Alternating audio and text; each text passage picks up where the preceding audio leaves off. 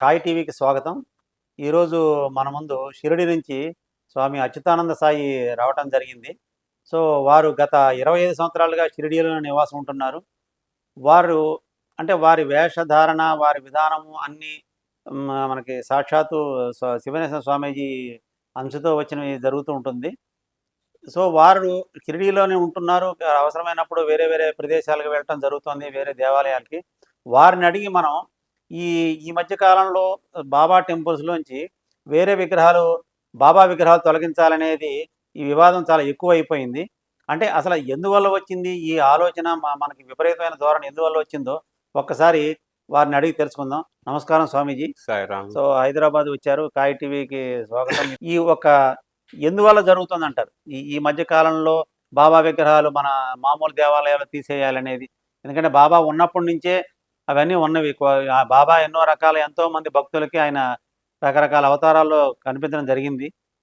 అంటే ఈ మధ్య కాలంలో తీసేయాలి, ఆ విగ్రహం ఈ విగ్రహం తీసేయాలి కొన్ని చోట్ల తొలగించారు.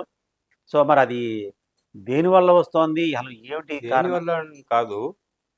ఇప్పుడు పురాతనమైన శివాలయాలు, పురాతనమైన విష్ణు ఆలయాలు ఉన్నాయి. అక్కడన్నీ బాబా పెట్టిండారు. వాళ్ళేం చెప్తారంటే, ఇంకా ఈ పురాతనమైన దేవాలయాల ఐడెంటిఫికేషన్ మారిపోతా ఉన్నాయి. మీరు బాబాని వేరే చోట్లో మార్చకుండా అని చెప్పి మారుస్తూ ఉండరు. అది మార్చేటప్పుడు బాబాని ఎక్కడికా తీస్తే దాన్ని బాబా గుడిని పడగొడతా ఉన్నారు అని అపప్రచారాలు మీడియాలో జరుగుతూ ఉన్నాయి. అంతేగాని ఇంకా బాబాని పెట్టొద్దు, లేదు ఆయన ఇచ్చేయాలని ఏమీ లేదు.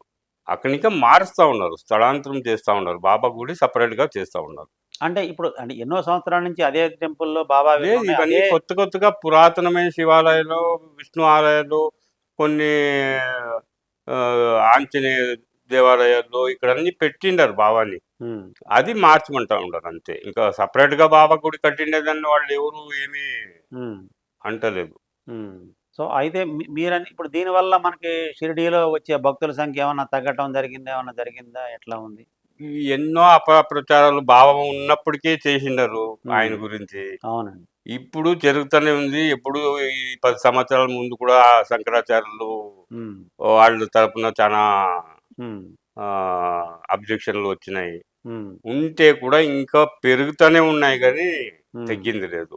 కొత్తగా వీళ్ళు అపప్రచారాలు చేస్తే ఇంకా కొత్త భక్తులే వస్తా ఉన్నారు కానీ ఇంకా క్రౌడ్ ఎక్కువైంది షిరిడీలో.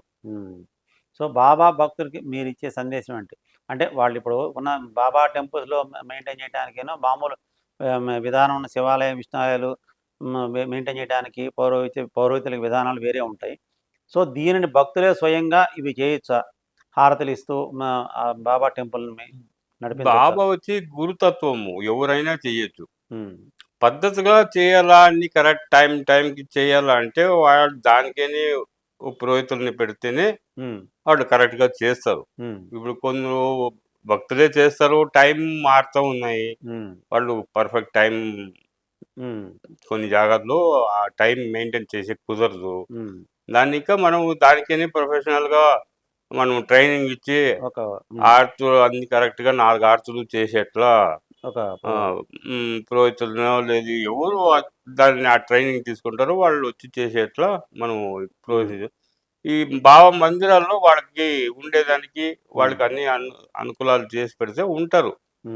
ఆ అనుకూలాలు చేయలేకపోతేనే వాళ్ళు బయటకు వెళ్తున్నారు, అక్కడ ఇబ్బంది అవుతా ఉంది. సో, ఇప్పుడు మనకి మన బాబా టెంపుల్స్‌లో వాళ్ళు ఏమేమి నిర్వహించవలసి వస్తుంది? ఇప్పుడు మామూలు హారతి నిర్వహిస్తూ ఉంటారు, సత్సంగము, భజన. ఫస్ట్ బాబా గుడి కట్టి దాన్ని నిర్వహించే వాళ్ళు వచ్చే భక్తులకి బాబా సచ్చరిత్ర గురించి చెప్పాలా, ఆయన జీవితాంశం గురించి చెప్పాలా, మరి పారాయణము, స్తవన మంజరి పారాయణము, అష్టోత్తర పారాయణము, నామ సప్తాహాలు ఇవి చేస్తేనే అప్పుడు బాబా గురించి వాళ్ళకు పూర్ణంగా అవగాహన వస్తుంది. అవునండి.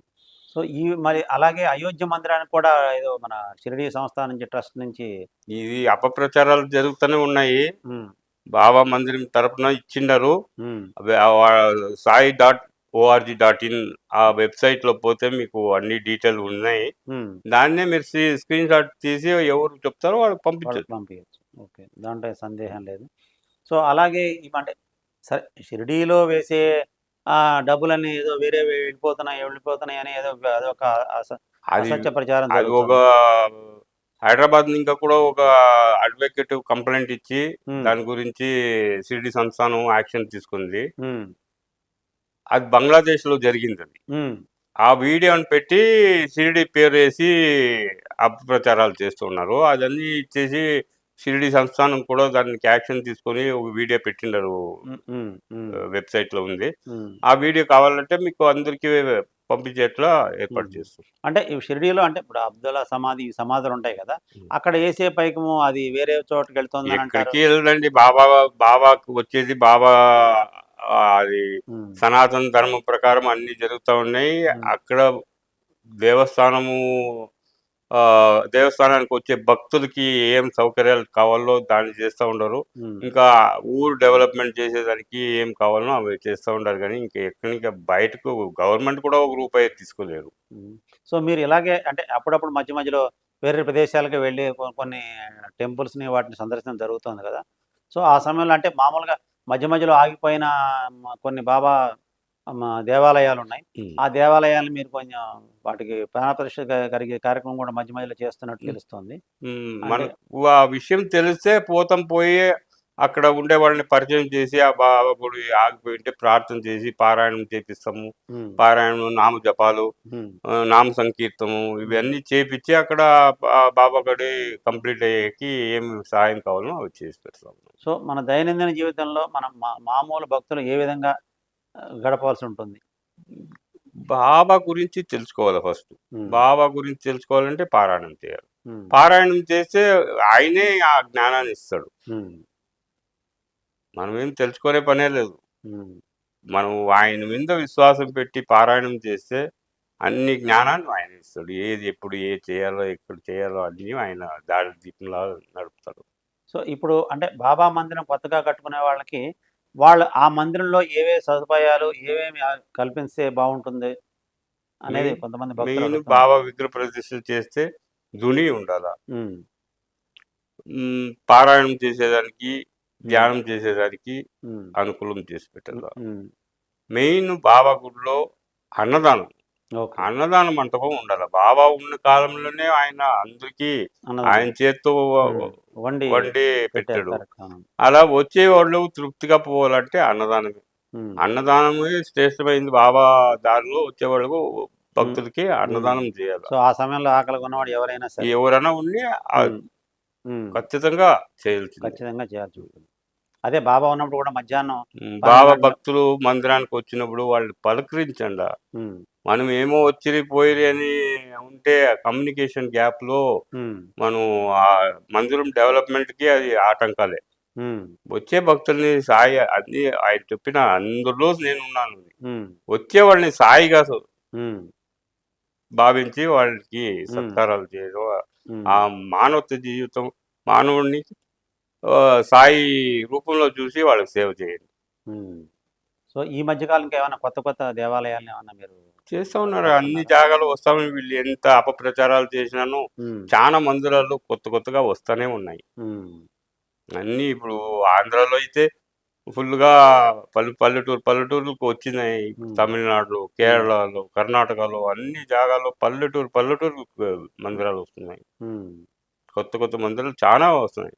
సో ఈ మధ్య కాలంలో బాబా తత్వంలో ఒకళ్ళు అంటే బాబా ముస్లిం అని, హిందూ అని రకరకాల అసత్య ప్రచారాలు చేసుకుంటూ ఉన్నారు. సో అది ఆయన ఉన్నప్పుడే జరిగింది. సో దానికి ఈ మధ్య కాలంలోనే ఎందుకు మనకి మనుషుల్లో ఈ విధమైన వైరుధ్యాలు వస్తున్నాయి ఏంటని? ఇది ఒక షడ్యంతరమే. హిందువులో గొడవలు వచ్చేదానికి చేస్తూ ఉన్నది. ఫస్ట్ బాబా భక్తులు బాబా అంటే ఏమి అనేది వాళ్ళు తెలుసుకోవాలి. బాబా వచ్చి గురు స్వరూపానికి ఏ మతము, జాతీయ ఏ భేదము లేదు. ఇది కనుక్కొని గురుతత్వంలో ఉండే వాళ్ళకి అది అర్థమవుతుంది. కొత్తగా ఉండేవాళ్ళు ఏదో కొత్తగా కథలు కట్టి బాబా ఒక ముస్లిం అంటారు, వాళ్ళతో ఆధారాలు లేవు, అవును. ఊరికే అపప్రచారాలే. ఉమ్, ఆధారాలు అడిగితే లేవు. లేవు. ఇంకా ఇవి ఊరికే వాట్సాప్లో వాళ్ళకు టైం పాస్కి ఇవన్నీ చేస్తూ ఉన్నారు. ఎందుకంటే బాబా ఉన్నప్పుడే అగ్నిహోత్రం నిర్వహించారు, కొన్ని తర్వాత ధూని కొన్ని నడుస్తోంది. హిందూ స్వామీజీలే ఉమ్, ఇవి చేస్తూ ఉన్నారు. అవునండి. ఎందుకంటే ఒక ఊర్లో శివాలయం ఉంటుంది, రామాలయం ఉంటుంది, అమ్మవారి గుడి ఉంటుంది, కొన్ని గుండ్లు ఉంటాయి. ఉమ్, ఆ ఊర్లో బాబా గుడి ప్రతిష్ఠ అయినాక ప్రతి ఒక్కరు కొద్దిగా అంతా బాబా గుడికి వస్తారే కానీ వేరే ఎక్కడ పోలేదు. అక్కడ వాళ్ళకు ఆదాయాలు తగ్గింది. ఉమ్, ఆదాయాలు తగ్గితే ఉమ్. అపప్రచారాలు చేస్తున్నారు. అంటే అట్లా ఇప్పుడు బలవంతంగా అట్లా చేస్తే బాబా గుడికి కట్టరు, బాబా గుడికి ఎవరు పోరు అని వాళ్ళు అనుకుంటున్నారు. ఉమ్, దానికి ఈ అపప్రచారాలు చేస్తున్నారు. అయితే ఇంకా ఎక్కువ అవుతా ఉన్నారు బాబా గుడికి. బాబా ఉమ్. సో అదండి ఈరోజు మనకి స్వామీజీ ఇచ్చిన సందేశం. సో బాబా టెంపుల్ మీరు సక్రమంగా నిర్వహించుకోవాలంటే అక్కడ సచ్చరిత పారాయణ జరుగుతూ ఉండాలి, నామ సంకీర్తన జరుగుతూ ఉండాలి, మిగతా 4 హారతులు నిర్వహిస్తూ ఉండాలి. ధుని ఒకటి మటుకు కంపల్సరీగా మనం నిర్వహించుకుంటూ ఉండాల్సి వస్తుంది. సో ఆ ధునిలో మనం వేరే సెపరేట్గా ఏమన్నా వేయాల్సి ఏమి ఉంటుందా? లేదు, పిడకలు, ఉమ్, సామద్లు, ఆ, నెయ్యి, ఆ. ఇవి ఆవు పిడకలు, నెయ్యి, ఉమ్, కొబ్బరికాయలు అవి వేసుకుంటే సరిపోతుంది. తీసుకో. నమస్కారం అండి స్వామీజీ. మంచి ఉమ్, సాయిరామ్ ఉమ్. సాయిరామ్. మరిన్ని అప్డేట్స్ కోసం మా కాయ్ టీవీని సబ్స్క్రైబ్ చేసుకోండి. మా వీడియో కనుక మీకు నచ్చినట్లయితే లైక్ చేయండి, షేర్ చేయండి. మీ విలువైన అభిప్రాయాలను కామెంట్ బాక్స్లో తెలియజేయండి.